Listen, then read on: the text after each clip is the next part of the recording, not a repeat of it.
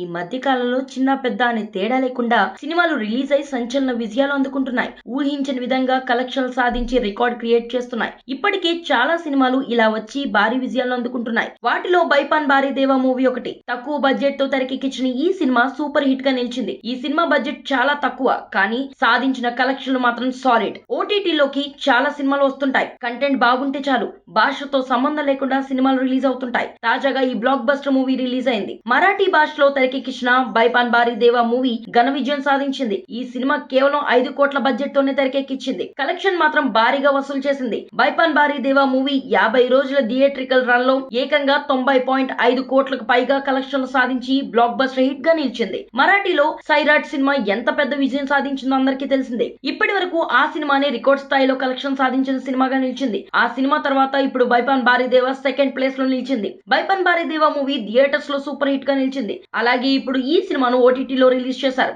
ఈ సినిమాకు వచ్చిన రెస్పాన్స్ ను దృష్టిలో పెట్టుకొని బైపాన్ భారీ దేవా సినిమాను 2 ఓటీటీలో రిలీజ్ చేశారు. ప్రముఖ ఓటీటీ సంస్థ నెట్ఫ్లిక్స్, హులు యాప్ లో బైపాన్ భారీ దేవా సినిమా స్ట్రీమింగ్ అవుతుంది. గతేడాది జూన్ 30న విడుదలైన ఈ సినిమా ఇప్పుడు ఓటీటీలోనికి రావడంతో ఆసక్తికరంగా మారింది.